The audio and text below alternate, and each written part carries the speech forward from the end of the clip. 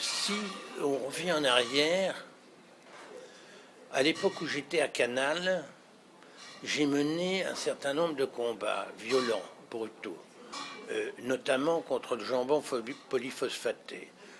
Je me suis insurgé et j'ai fait de nombreuses émissions pour expliquer que c'était inadmissible qu'on achète de la flotte au prix du jambon, puisqu'on arrivait à mettre pratiquement 50% du poids du jambon dans un jambon.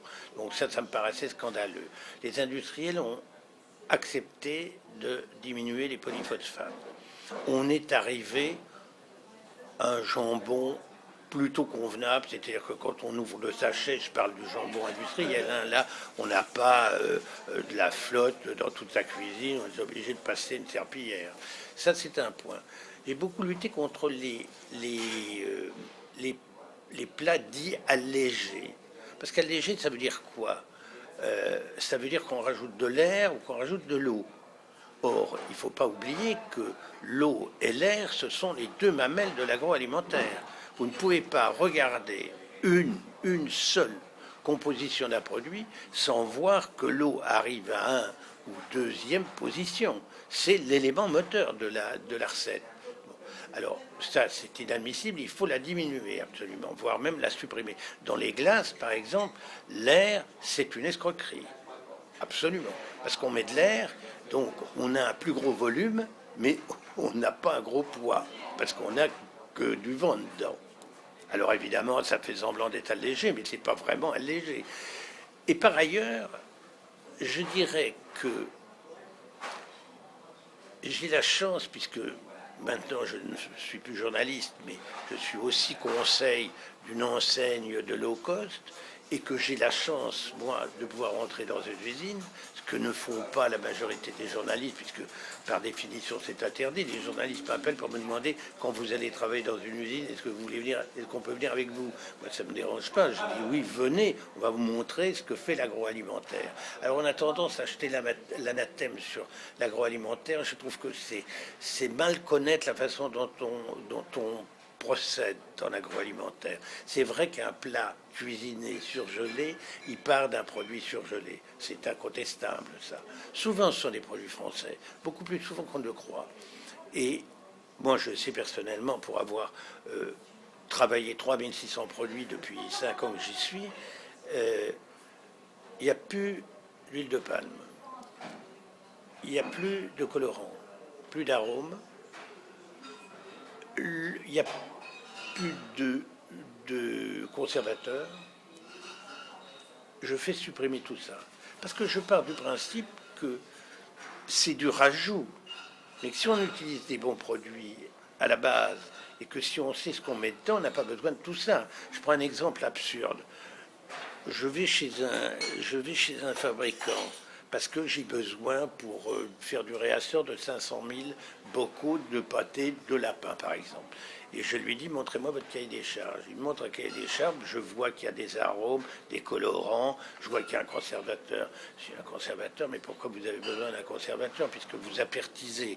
L'apertisation, c'est le principe de la conserve. Donc si vous conservez, vous n'avez pas besoin d'un conservateur, en plus de l'apertisation. Ça ne sert à rien. Les colorants, c'est pourquoi? Ben, c'est parce que pour rendre joli, joli quoi? Pâté, lapin, c'est de la chair blanche, du porc, c'est rouge, mais ça devient gris et blanc, donc c'est à peu près la même couleur. Je vois pas pourquoi vous voulez mettre un colorant. Vous n'allez pas rosir ce qui est blanc. Donc il faut le laisser comme ça, intégralement. Et les arômes, vous les mettez pourquoi? Parce que si vous faites parrainer le lapin avant de faire une terrine, et que vous le faites parrainer avec des herbes fraîches, par exemple, qu'est-ce que vous utilisez comme herbe? Ah ben, on utilise des herbes de Provence. Des herbes de Provence, oui, mais fraîches ou dans un sachet séché, c'est-à-dire que c'est tout juste bon à allumer un petit bois, un feu de cheminée encore, ça sent rien, hein. Au bout d'un certain temps, les parfums sont évanouis. Ah non, on met. Ben alors vous allez mettre des arômes frais, vous allez mettre du thym frais, vous allez mettre du romarin, vous allez mettre ce qu'il faut, de la sarriette, enfin les ingrédients qui sont nécessaires. Et la marinade, elle se fait dans un vin convenable. Qu'est-ce que vous utilisez comme vin? Ah ben on prend un vin blanc. Oui, très bien. Et quoi comme vin blanc? Eh ben, je vais vous trouver un vin blanc qui va aller, qui va rentrer dans votre prix de revient. Et Vous laissez mariner combien de temps? Non, pas 1 heure. Ça veut rien dire. La marinade d'1 heure, c'est comme si, enfin, c'est comme si vous preniez un bain de pied alors que vous avez mal aux pieds, que ça demande 2 heures. Donc, je vous dis non, vous laissez mariner une nuit. Ah bon, d'accord. Et alors, ben, je dis maintenant que vous allez faire l'essai, vous faites le prix de revient, vous montrez le prix de revient avec le nouveau cahier des charges, on va voir si on est plus cher ou moins cher. C'est moins cher.